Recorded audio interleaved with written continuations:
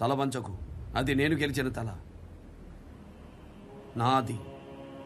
నువ్వు రాజ్యాన్ని ఇవ్వనన్నా, రణాన్ని కోరుకున్నా తప్పు కాదు, అది పౌరుషం. ఈ గడ్డను నువ్వెళ్ళినా నేనెళ్ళినా తప్పు లేదు. ఒకే ఖండ వారసత్వం. పరాయి యవనంలో పంచన చేరావు, తప్ప కాదా? భూమిని విస్తరిస్తున్న విదేశీయుడి ప్రాపకం కోసం వ్యక్తిత్వాన్ని చంపుకున్నాను, మన్నించు మిత్రమా. ఇకపై నీవు మా ప్రతినిధివి. శాతవాహన సామ్రాజ్య సామంతుడిగా సుపరిపాలన సాగించు. నీకు సలహాదారుడిగా దేవదత్తుడిని నియమిస్తున్నాను. ధన్యుణ్ణి శాతకర్ణి ప్రభు. పరవారణ విక్రమ నారసింహ మేరు నగధీర సమర శిరసి విజితంపు సంఘాత సాహో శాతవాహన సాహో శాతకర్ణి సార్వభౌమ సాహో శాతవాహన వీరకిశోర.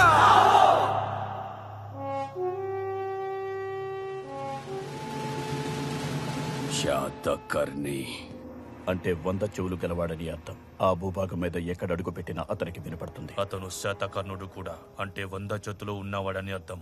100 మందికి ఒక వెటు సరిపోతుంది. ఈ కళ్యాణ దుర్గం విజయంతో దక్షిణ దేశాలన్నీ శాతకర్ణి శోంతమయ్యాయి. ఇప్పుడు భరతఖండానికి 2 రాజులు. ఉత్తరానికి నహపానుడు, దక్షిణానికి శాతకర్ణి.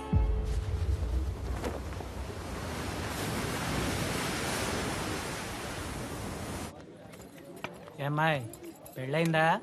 ఏ చేసుకుంటావా? నాకు 2 పెళ్ళాలు, 3వ పెళ్ళం అయితే పర్లేదా? నాకు 3 మొగుళ్ళు, 4వ మొగుడు అయితే పర్లేదా? రాజుగారికి చెప్పి ఆడంగులకు 1 మొగుడే ఉండాలని ఓ పద్ధతి పెట్టిద్దాం. ఆయనతోనే మగాడికి కూడా 1 పెళ్ళమే ఉండాలని పద్ధతి పెట్టేస్తారు. ఏమ్మాయి, పెళ్ళైందా? మల్లయ్య మల్లయ్య మారవయ్య. ఏమయ్యా ప్రభు, ఈ పట్టుతోనే యుద్ధం చేశావా? 30 మందిని చంపాను మహారాజా. అబ్బా, బలభీమకుడని మావాడే. మావాళ్లను చంపి మనవాడయ్యాడు. మనగడివే. రేపు షహరాటు యుద్ధంలో కూడా నీ కసి కొనసాగించాలి, సరేనా? అలాగే మహారాజా. మిత్రమా, ఆ నహపాణుణ్ణి గెలవటం నన్ను ఓడించినంత సులభం కాదు. మన ఇరు సేనలు కలిసిన సౌరాష్ట్ర సేనలో 4వ వంతుంటుంది.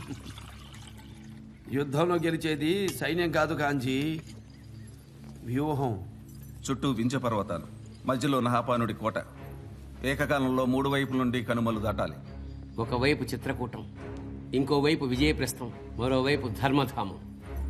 ఈ రాజ్యాల యువరాజులే నహపానుడి చెంత బందీలుగా, అదే అతిథుల్లాంటి బందీలుగా ఉన్నారు. వీళ్ళెవరూ సౌరాష్ట్ర మీద యుద్ధానికి రాకూడదన్నది మొదటి నిబంధన. ఎవరొచ్చినా ముందు వీళ్లే అడ్డగించాలనేది 2వ నిబంధన. 3 రాజ్యాలు బిడ్డల కోసం కావలి రాజ్యాలయ్యాయి. ఇక ఈ భరతఖండంలో నేను గెలవలసిన రాజ్యాలన్నీ ఆ నహపానుడి పాలనలోనే ఉన్నాయి. దూతను చంపిన దూర్తుడు వాడొక్కడిని ఓడించి సౌరాష్ట్రాన్ని సొంతం చేసుకుంటే మన జాతి ఒకే పతాకం కింద ఏకమైనట్టే. ఏ మిత్రమా, అశోకుడు చంద్రగుప్తుడు సాధించలేనిది నేనెలా సాధిస్తాననుకుంటున్నావా? సాధించాలి. ప్రభు, ధాన్య కటకం నుంచి మహారాణి వారు విచ్చేస్తున్నారు.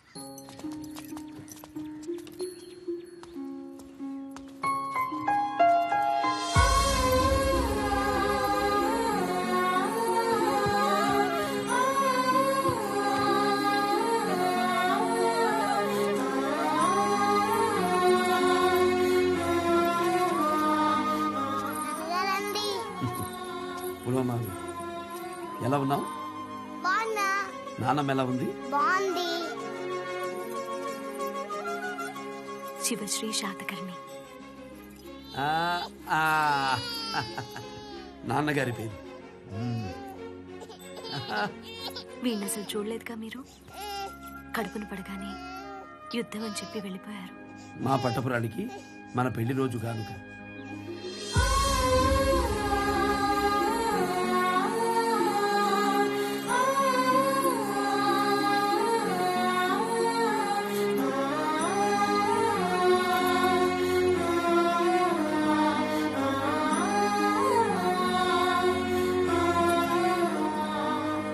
కలకంటి కంట కన్నీరుండకూడదు.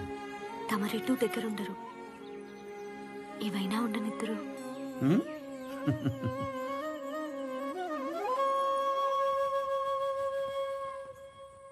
అమ్మయ్యో, ఇన్ని గాయాలే?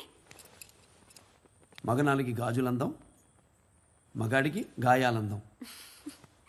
పోయి పోయి నిలువెత్తు యుద్ధాన్ని కట్టుకున్నానే ప్రారబ్ధం. ఈ యుద్ధం ముద్దులాటకి సిద్ధం.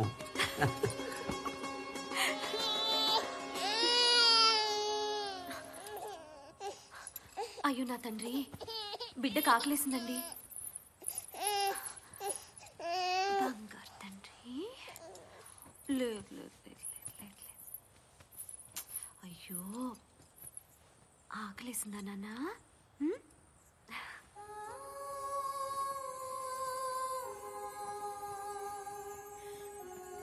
మాతృత్వానికి మగతనానికి దేహాత్మలతో ఆకలి తీర్చడం, ఆహా, ఆడవాళ్ళది ఎంత సంస్కారం.